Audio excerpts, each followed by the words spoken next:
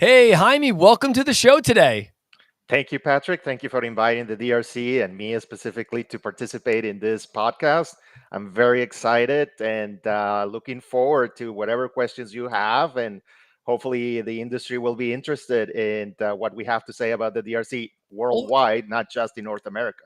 yeah, it's crazy because we've all been in supply chain in the produce industry for a very long time. I say that because normally, if you're in the supply chain or the produce industry, you either get into it very young, right, Yep. or you get into it right after college, which is still very young. In my case, I was in this, when I was 15 because my dad owned a produce business, right? Yeah. And so there's so much to learn, there's so much to do. But I realize year over year, Jaime, that I find new companies that I've never come across before. And I think that's what's so interesting is that we're finding new organizations and even like yourself, the DRC. Before, when you would think, and again, coming from the citrus industry, I think to myself, why do we need dispute resolution companies when there's PACA? Because sometimes, Jaime, we just think there's a one all end all be all. Like, no, we go to this organization for this, we go to this organization for this. So learning about the DRC over the last, 2 years was interesting to me because I'm also starting to pick up on it when I sign new vendor agreements and it says must be registered with DRC. I know what that means now versus 2 years ago. I had no idea. I was like, what's the DRC? What's Green Book? What are these things, right, Jaime? Yeah, no, and it's exactly right. I mean, obviously, the DRC was created based on the North American market or for the North American market, but we have evolved to offer our services worldwide, where no matter where the parties are located, they can join the DRC, be members. And I like to say that use the dispute resolution process is the last part of what the services that we do. Let's go back to the original part, which is what are you doing when you join the DRC? What are your rights and responsibilities as a member? And all of that is specified in our trading standards, transportation standards, rules and regulations, which establish the rights and responsibilities of the parties. But the important part, you mentioning PACA and the Blue Book, is that the DRC has coverage worldwide, whereas the PACA only works domestically in the United States. And it's a great tool to use within the United States, but sometimes you're dealing internationally. You're bringing in product from South Africa or Europe or South America, and sometimes PACA is not necessarily the best option to resolve disputes. Some of the differences that the DRC has compared to PACA or the Blue Book is the focus we do on making an expedited process for dispute resolution. But even before that, we focus our services towards educating our members to prevent disputes. We do a lot of education sessions. We provide um, a newsletter every month that gives study cases, that gives uh, articles that have questions that were normally asked from our members, and then we use them and put them into an article that answers questions regarding trade and other issues that companies are not aware that they can use to resolve disputes, or those tools that are out there.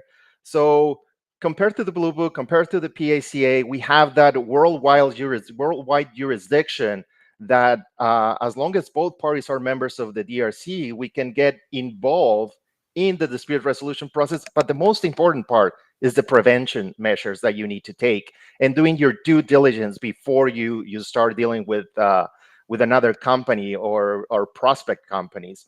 So we're excited, and because we recently extended our jurisdiction to allow anyone who is a member of the DRC to use our services regardless of where the parties are located. Prior to last year, June 2024, uh, the jurisdictional restriction that the DRC had was that in order for us to have jurisdiction over a dispute, both parties would need to be members of the DRC, and the product needed to enter commerce in North America. That restriction is lifted, no longer applies. So it doesn't matter whether a company is located in South America and the counterpart in Europe or Asia. If there's a dispute and both parties are members of the DRC, they can use our services. In addition to that, if the parties are not, one of the parties is not a members of the DRC, they're encouraged to use a DRC arbitration clause, which you mentioned in the vendor agreements, where it says specifically that any dispute arising out of that contract, and we're not talking necessarily about a written contract, just an agreement of buying and sell or contract of sale between the parties, just by exchange of documentation, phone calls, emails. So as long as there's an agreement to use the DRC, then we can have jurisdiction over that dispute. But again, I would suggest our members or those interested of joining the DRC to take advantage of the educational tools that we have for them to prevent disputes. Um, yeah. I think that's great because as we brought up PACA, we brought out Blue Book. Again, both great organizations, as we always say, but it's also one of those things where if your client isn't a PACA member, we know there's things you have to do, right? Or Blue Book, spends a lot of time in, now doing newsletters and more advertising, right? And sometimes you think to yourself, like, what do I need to know? And you brought up such a great point because education is key. And I just think a lot of times we don't know what we need when these times happen. Or if we do get rejection, the first thing that any of us thinks in the produce and supply chain industry is not, I'm going to go and contact Western growers, DRC, PACA. A lot of times those are just not last minute, but kind of like your last tactic, because Mhm. then you're having to, you're not threatening, but you're also like, all right, now I'm putting the thumb down, as in, I got to get somebody else involved to help with this dispute. But a lot of times, I think as salespeople and as buyers, because I've been on both sides, we don't understand the rules of engagement. And I think that's the biggest issue is how many times, Jaime, have you heard? I know you have. So don't play coy with me, buddy. Like, how many times have you gotten those calls and they say, yeah, it was a handshake deal. I have nothing in writing. Some of the first questions are, did they cut you a PO? Yes. Did you have terms for that PO? Yes. Do you have email exchanges? Yes. That's a contract. Like, Yep. most people don't understand that just because something wasn't signed out, as soon as there's commerce being in place, right? That is a contract at that point. So if That is I correct. tell Jaime, we're going to do 10 loads this year, and we get to 8 loads, and you tell me, hey, we're not ordering the 2, that's still, you are able to go back and say, yeah, but we said 10 and you've already purchased 8. So what are the reasons why you can't do the 10? And maybe it's economical reasons, right? The market, things like that, Jaime. But I really feel, and again, my long-winded, next question, right? But it's like the education is so key, Jaime. And I even wrote down, it's funny, as I'm podcasting, everyone, I write notes too. I just wrote down some notes because if the DRC has a newsletter, wouldn't it be better, Jaime, to be sending a newsletter out on education, not a newsletter out on who violated PACA or the DRC? Right? We're That- not trying to down companies. We want to educate them, right? yeah, no, and I agree completely with you. And you'll be surprised that still a lot of the transactions in our industry are done over the phone, exchange of emails, now text messages, which is Yep. another thing that has brought out a lot of heat into transactions, because normally on text messages, like using WhatsApp or something like that, is really difficult to tie those exchange of messages to a specific transaction. So does that help in the event of a dispute to establish that this was the agreement? Where, well, you have the burden to prove to which transaction those specific text messages were linked to, and so that becomes problematic sometimes, but still, if the parties agree that that discussion had to do with a specific transaction, then yeah, it's considered part of the contract. But still, our industry is normally based on no written contracts. Correct. And like you mentioned, one of the most or most common things that we found on our dispute resolution uh, uh, the dispute resolution process is that parties fail to understand the terms on the contract and what they mean. Not understanding what some of the terms exactly mean and what rights and responsibilities are attached to those terms normally creates a lot of problems. For example, the Incoterms. Incoterms are one of the most misunderstood terms in our industry, and sometimes are used in the wrong way. And having the ability to contact us, for example, and say, just with a call or with an email, hey Jaime, I'm doing business based on these terms. Can you just be give me a hand and help me understand better how to use and what these mean, what this term means. That helps in the long run for that company, and hopefully that message is passed to all the salesmen or buyers in that company, so that they all understand what they're getting into when using certain terms. Our industry has so many different terms, and they're all explained on our trading standards, by the way. But I mean, Patrick, we know sometimes people don't like to read long, extensive rules and regulations. What? People like to have short, one pagers or half pagers, and we do have that for our members.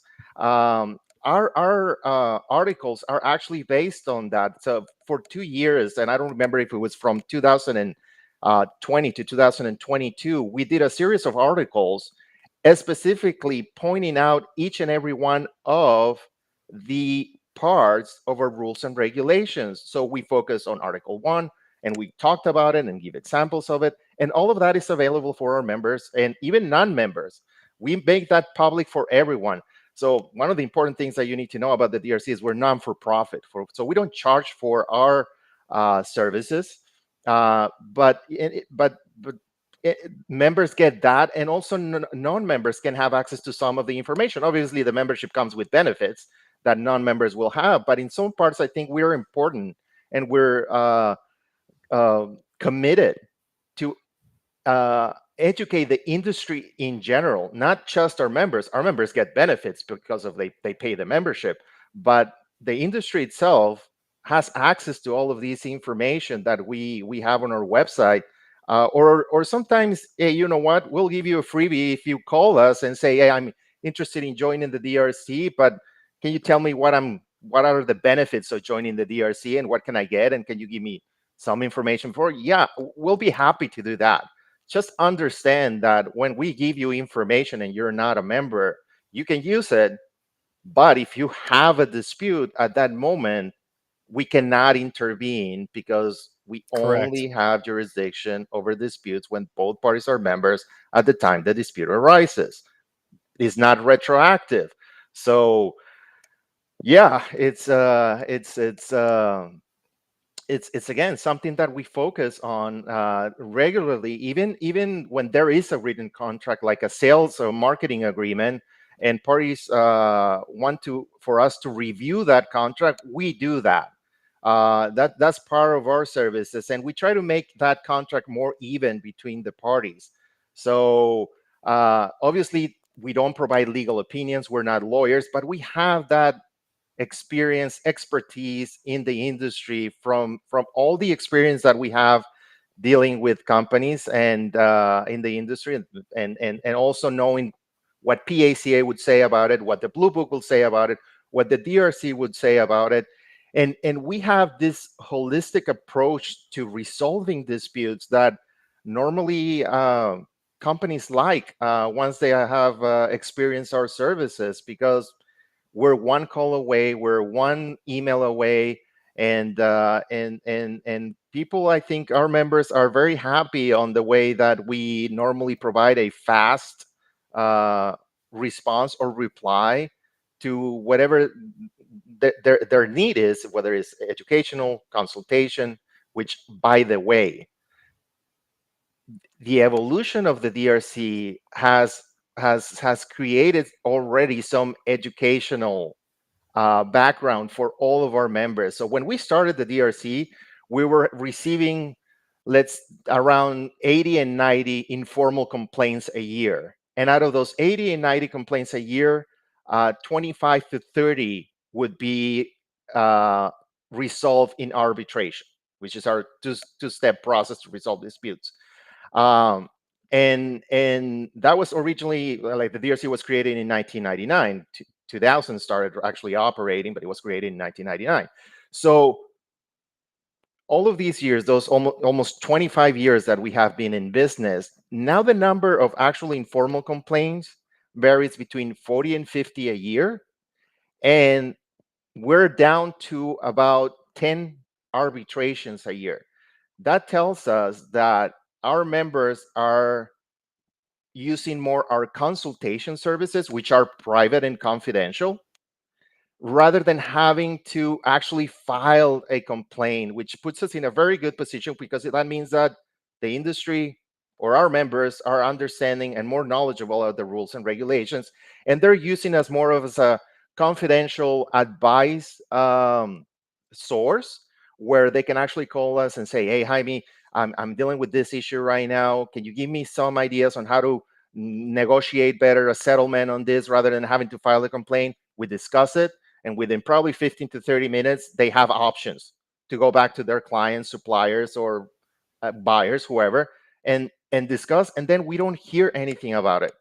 10 years later, they call us back and, hey, Jaime, I remember you gave me this advice, but now I'm dealing with something different. I really appreciate what you did before. We actually reestablished the relationship with that company after settling that file. And now we're having this issue.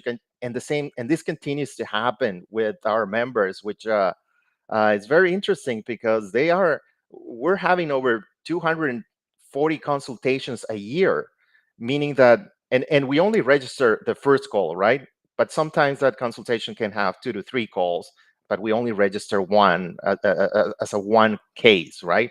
So the number of people calling us, has grown, but only for consultation purposes. Which, if you go to a legal company to try to get some advice on how to resolve a dispute, you're paying big bucks for it. Yeah, you And get one consultation from an attorney, and then you're pretty much out. I mean, trust me, I've seen it before. I mean, dealing with in the fresh, commodities, fresh produce, there's going to be times where you just don't know what to do. I mean, even this year, I mean, I love giving examples, and it's like even this year with the produce industry podcast, Jaime. I mean, we even wrote contracts out this year, and we even had people go against their contracts, and it happens. It's not, they're not bad companies. Everybody's allowed to make mistakes. I always say failure isn't failure if you're moving forward, right? yeah, If when you say nope, I'm done, this is it, we're failing, we're shutting the doors, we're done. Well, then yeah, you failed, right? And if you don't take away anything after that, yeah, we've got an issue, right? But if you're failing to succeed, you failed. You lost a pack of case, you lost a DRC case. That's okay, because your goal should be understanding the next move. And I love that you said this, because everyone, as I'm talking here, I have had times where I've had to call PACA attorneys. Luckily, I'm very fortunate to where I do know some attorneys that are in PACA, and I've called them and said, what do I do with this? How do I explain this? And next thing you know, it's everyone is like Jaime just said, the consultation is given. And then I might add that into my contract or my vendor setup for the following year. I do it to better understand, one, my company, but then two, because maybe they read that wrong. Maybe when someone says you have a 30-day cancellation, they might think that's a 30-day cancellation at any time, even though it might say, if you do not give a cancellation 30 days before renewal, this contract renews for an additional 3 months. Some people don't know that, Jaime, and then they might argue with you and go, oh, I never approved that. Well, you signed the 8-page contract. You just, again, like you said, sometimes it isn't It isn't read in the depth of it. So understanding like what you need to do as a company, understanding that this DRC, the companies like this are here to help. Because again, does Jaime Bustamante want to get into a 6,000 claims a year? No, he doesn't. The goal is for educate you to understand your rights, to understand what your company can do, to understand that if a buyer or a salesman says, that's not what I meant, then you can be protected. And I agree, the consultations are a big one because that's what I know. A lot of times when I call an attorney, or we've got podcast attorneys here in Florida, and I might say, what happens if Publix tells me to stop mentioning their name? Right, little things like that, because I'm a Publix shopper. Hey, Publix, I'm doing it again. But I'm a shopper at certain stores. Why am I not allowed to say that? Well, sometimes, as you know, Jaime, they could say, we don't want you saying our name on a public platform. Boom, boom, boom. So even me, I've actually found out digital rights. There are digital rights within this produce and supply chain industry as well that I have to educate myself on. No difference, Jaime, that you guys are going to have your guys' logo on my website. That has to be approved by both parties for us to do those types of things, right? So you're on point, and I think it's a great education spot this first half of the show. Everyone, we're going to cut to a quick break. When we get back, we want to talk about some of the exciting news that is happening. The DRC is expanding, right, Jaime? We're going into new territories, and I'm learning about this. And one of the other fun facts is, everyone, if you're like me and you only speak one language, which I do, I understand very small amounts of Spanish because my wife is Hispanic, and I've learned Korean, but very, very small. There are going to be things that are going to enhance your membership as well, understanding new languages, new territories, and some fun things that are coming up in just a few weeks. So everyone, we're going to take a quick break. Hang on, because we are going to be right back. Do you want to make business decisions with confidence and clarity? Are you looking for a way to optimize your operations? At ZAG, we believe in a future where technology is a competitive advantage, and we're excited to introduce you to our new business insight solution, Syncrova. Syncrova is more than just a business solution. It's the first step in tapping into the ag industry's newest commodity, your data. With an unwavering commitment to innovation, we've created a tool that allows you to make informed business decisions faster by simplifying data extraction from complex ERP systems like Famous. By leveraging robust data pipelines, Syncrova provides organized data sets that are compatible with leading BI tools, empowering report developers and business personnel alike with a solution that's intuitive and easy to manage, freeing their time to focus on what matters most, growing your business. The future of ag is data-driven, and Syncrova is your key to harnessing the power of your data.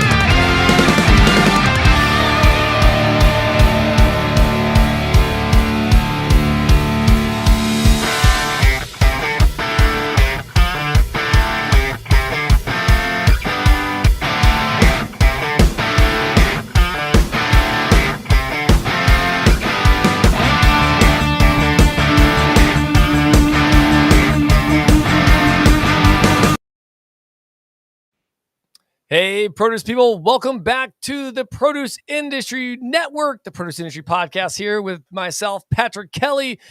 Everyone, 2025 has kicked off. and we are getting ready to head to Berlin.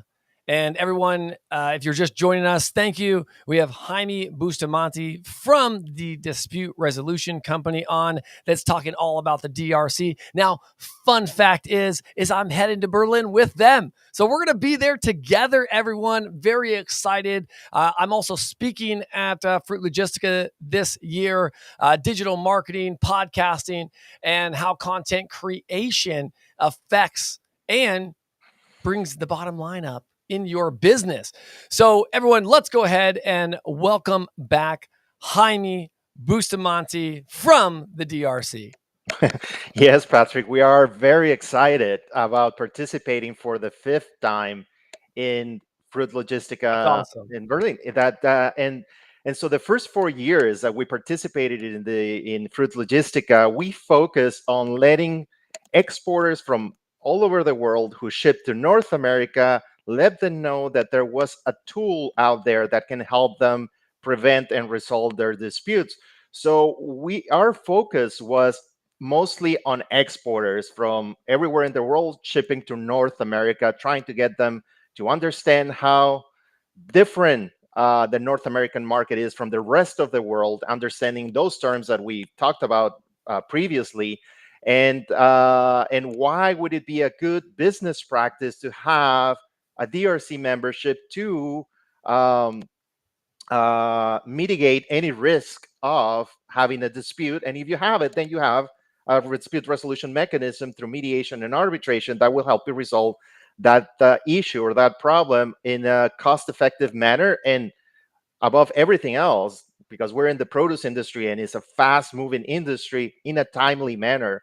Our rules are set up to have disputes resolved informally within 21 to 30 days. If it goes to arbitration, they can be resolved if it's an expedited process, between 60 and 90 days. And if it's a formal process, which requires a formal hearing in front of an arbitrator, nowadays not necessary to be present in front of an arbitrator, because virtual meetings have allowed for hearings to be done virtually, but they can be resolved in 120 days. If you compare those numbers to other mechanisms that offer similar services that we do, such as PACA or the Blue Book, or even the legal system, or other arbitration chambers out there, we resolve them much faster than them. And I'm not bragging about it or anything like that, but I do like to say that's one of the differences. And so it's very important that everybody knows that, yeah, those first 4 years that we participated in Berlin, we were focusing on exports to North America. But now, given that the changes that happen in 2024 to our jurisdictional restrictions, now anyone who is a member of the DRC, regardless of their location, can use our services. So we have two companies within Europe, and they want to use our services, and they're members of the DRC, they can have access. Prior to that June 2024 jurisdictional change, only if the product entered North America, commerce in North America, we would be able to help the dispute. But now that's erased. And I know that some Central and South American companies are very excited about this, because now that means that they can use the DRC to resolve disputes with their European counterparts. And since Fruit Logistica in Berlin focuses on those South American, African, Asian companies shipping product to Europe, I think our focus is going to be now attacking all the companies who can be members of the DRC to join us and take advantage of the services that we provide, and how accessible our membership is for all of them. On a global level too, right? I mean, Yeah, that's what I see on a global level, because how many times it's so funny, Jaime, I say this in the best way possible. Yeah, we're getting old. Like it is, right? It's the status of life. We're living organisms, and we're meant to grow old. But it really makes you think, because you got to remember this. Like, how many times in your early 20s or in your 30s, you would say things like, oh, that's international trade court, or that has to do with NAFTA, right? Because those were the terms that were used if you were doing business out of country, because there was no real dispute for that. I mean, Jaime, let me throw this back to you, and let's try not to chuckle too much on this one, but I used to import pineapples. Hmm. It's so crazy because PACA clearly states too that it's got to be USA grown, right? So 15 years ago, when we're importing pineapples and you would get rejections on pineapples that were processed, right? It was hard. You could still go to PACA. Yes, you could. But it's the same notion. Both of your clients had to be registered with PACA, or you had to put some type of deposit down to get them to work with you. But there was still no guarantee that they could force you to pay. At the end of the day, I didn't care about getting a letter that said, I was owed money by someone. What I cared about is that my business was still able to commence in commerce with being paid, knowing that my bills were going to be paid. Because you know this, if we look at imports, what has to go into that? Growing, packing, shipping, now ocean freight, right? Inland freight, import brokers. I'm on 6 different bills right now, right, Jaime? Uh, Yep. and then you go into if there's any repacking, billing the customer, right? There's 8 to 10 bills that comes with one load of imports, right? And I just remember one time getting into a packet issue with pineapples, and it had to do with mislabeling and misbranding. And let's see if you catch this one. So on pineapples, if the crown is on, you can get 6 in a box, 5 in a box based on what it's labeled. If you take the crown off for processing, you're able to fit an extra 1 or 2 per box.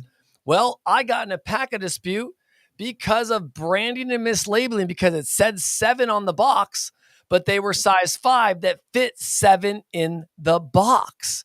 So I got into a packet dispute over a few loads, and the grower, obviously international, me being here, it was kind of a funky situation that came up. Because was it really branding and mislabeling? No, because it wasn't going to retail. It was going directly for processing. But because I was the one that got the claim from an internal source, not even from there, it raised an issue with me and the grower. And then it really caused a dispute between both of myself and the grower, not PACA at all. Yeah. But because it got checked by the USDA, they dinged it and said, this is wrong. This is wrong. This label is wrong, right? And I think that goes back to the education. But how funny is even something as small as that, that the grower was like, that makes no sense to us. Why would Yep. why is someone doing that? Why is the USDA going out of their way when we're not even involved in PACA? You bought this FOB country. And then you're sitting over here going, well, now I owe money that got rejected by the USDA, and now it's in a PACA claim. You get it red tagged, right? Like those are situations that are real and that happen. Yeah. And there are other organizations, not just the DRC, but other organizations that can actually help you with all the labeling and packaging that are very important things that you just mentioned, because they create those problems where product is detained and then they have to be brought into compliance in order to be able to be sold. And those organizations can be IFPA now in the United States, the CPMA in Canada, and there's other tools available for that. But also having access to these tools of knowing how to properly label or package the product, that's one of the first things that you have to do your due diligence to know. And also understand one thing: it is a responsibility of the importer of that product to pass that information to the grower shipper from whatever country they're shipping from. So you better make sure that you're passing the right information to your suppliers from anywhere in the world. Now, one thing that you mentioned that I think is very important, and it is a difference between DRC, PACA, Blue Book, and other mechanisms are out there, is that if you go through the whole process of the DRC and you get to the arbitration part and you get an arbitration award in your favor and the other party doesn't pay, so what the DRC does first is obviously make sure that the party pays that arbitration decision and award. Otherwise, we take away their membership and no longer they're protected. But from then on, we help our members um, enforce that arbitration award in the appropriate court of court. The power an arbitration award has over any other administrative process, such as the PACA or other organisms, dispute resolution mechanisms out there, is that there are 174 contracting countries to the New York Convention of 1958 for the recognition and enforcement of our arbitration awards, which means that that arbitration award can be taken to court and enforced through the court, and the court will issue a court order based on that arbitration award. You don't have to file a legal suit after you get an arbitration award. You just go to the court to enforce it, and the court will automatically ask a few questions about the process, about the administrative body for arbitration, about the arbitrator, and we make sure through our process that all of these is covered, so that there is no hiccups when it comes to enforcing our arbitration awards. And then you use that to get a legal decision from the court. And compared to other or mechanisms out there, that's really good, because with all of these countries being signatories or contracting parties to the contracting countries to the New York Convention, anywhere in the world at this point, with 174 countries, they that award can be enforced right there. And so it is an advantage to everyone to use our mechanism, our dispute resolution mechanism, to have a final decision on their case and make sure that you get paid.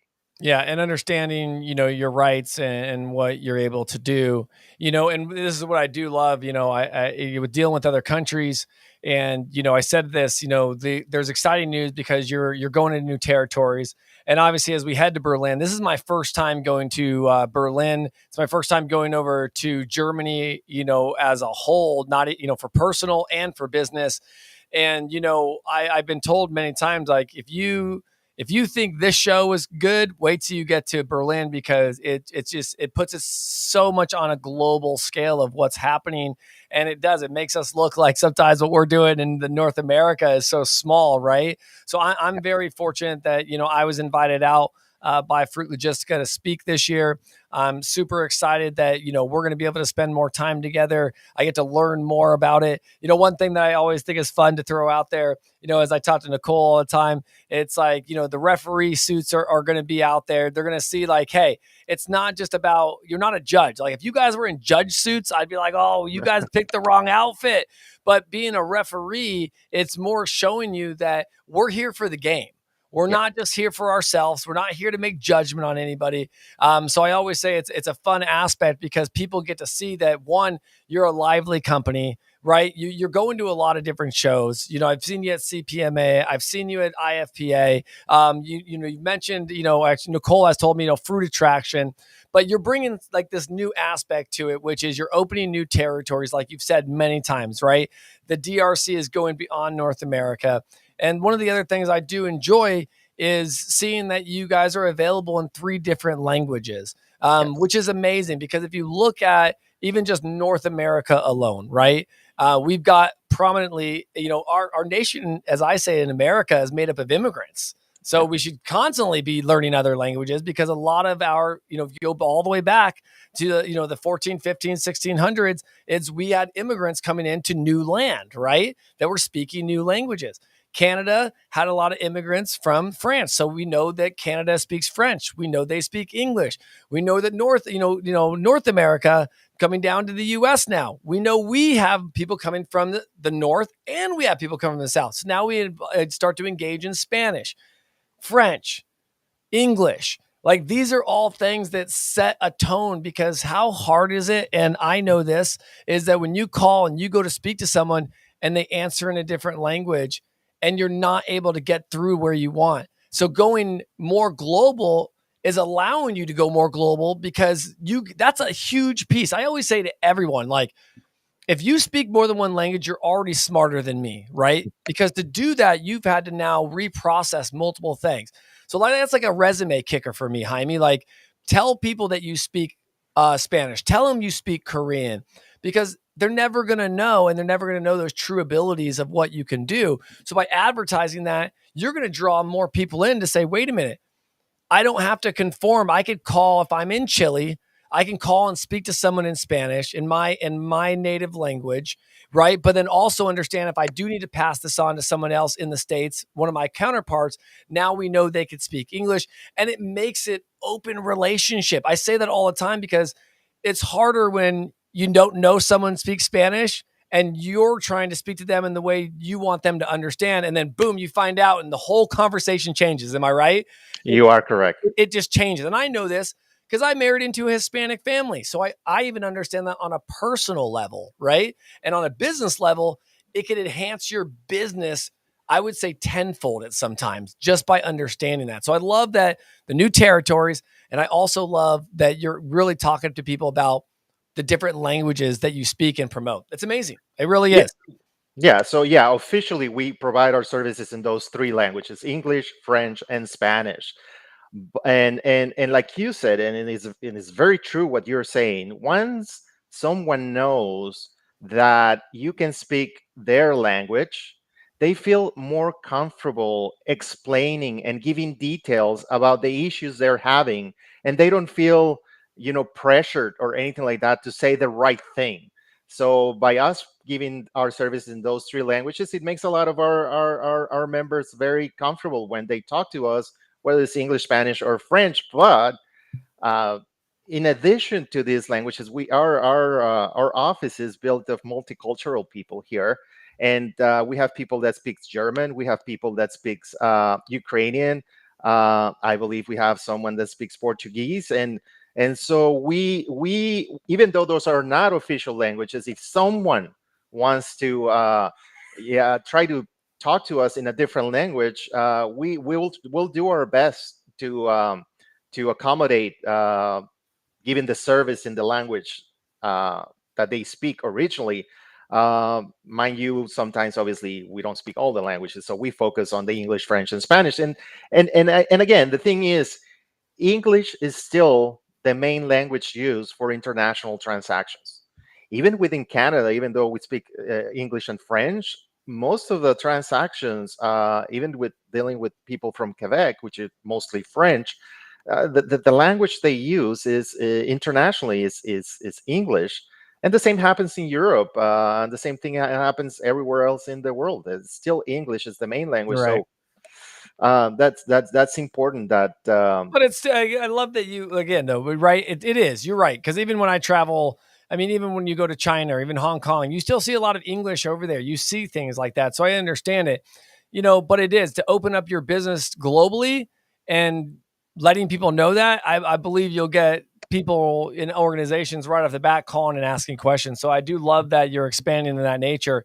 Now, listen, as we start to wrap up this episode, and we're talking about Fruit Logistica, we're talking about 2025 and where we're going to be. There's a lot of information, everyone, that you could find on your guys' website. Your website is full of education. It tells you about where to get your memberships, what you can do, but if we're talking to the trade right now and we're getting ready to jump on a plane to Berlin, what would you like to tell the industry right now, to look out for while we're in Berlin over the next, couple weeks, and what to look forward through as Berlin and then Canada with CPMA? Let's tell the trade, out there what to look out for.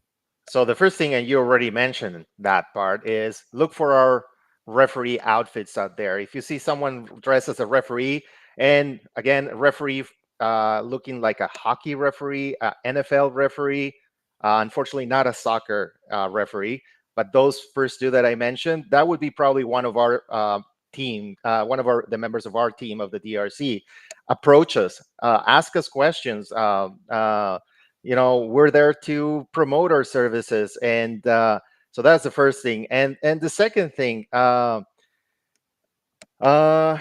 I think again we're gonna go with a different vision right now to look for global business. We now are gonna have the opportunity to tackle all the holes at Fruit Logistica, which are many, representing different areas, regions, or countries.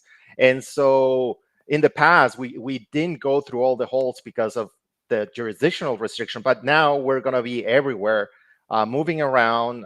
Hopefully, you will also come to our booth. And if you want to come to our booth, make an appointment, you can do that through the Fruit Logistica website or contact us directly. And we'll have enough space to have a meeting there. Even if one of our members wants to use our booth to have a meeting with a supplier or importer or whatever, they can use our booths for that. So very excited to participate again this year with the CPMA. We share that booth, and these are complementary service that we offer for everyone. CPMA obviously focuses more on bringing in grower shippers to Canada and exports to Canada. And for us is just making sure that everybody knows that what are their rights and responsibilities in a transaction dealing with North American companies or among themselves when they want to use the DRC as the level playing field on the transactional game that we play in the produce industry of buyers and sellers. And one important part that we do have too is that we also include transportation. So if there's a transportation dispute, and it's mostly for ground transportation, not necessarily air or sea or maritime transportation, but we do offer services, and we let those companies join the DRC. Transportation brokers, freight contractors, they can all also be members of the DRC. Anyone in the value chain of the produce industry. So yeah, look for us, and hopefully we'll see you there, and look forward to be able to talk to you about who we are and what we do and how can you take advantage of these services. I agree. I love it. I will be there. I'm definitely obviously going to be by the booth with first time, attendee. I've got like a specific, guideline of what I want to meet, but then also keeping some days open to travel and see some new things, right? Check out grocery stores, check out new organizations, maybe get some tours in of wholesalers. So I'm really looking forward to it. Everyone, stay tuned as well, because when you stop by the booth, right, Jaime and the team are going to be able to talk about some of those most common disputes that are out there, right? They're going to talk about some of the benefits that DRC memberships include, right? They're even throw some fun jokes out there of what other people think the DRC might stand for. But Yep. But at the end of the day, Jaime said it. We're going to say it again, is that education is key here, everyone. And knowing what you're getting yourself into is half the battle right there. And by knowing what you're getting yourself into will allow you to absorb more consultations and to make better educated business decisions yourself versus to having to click that button and say, we have to file a claim.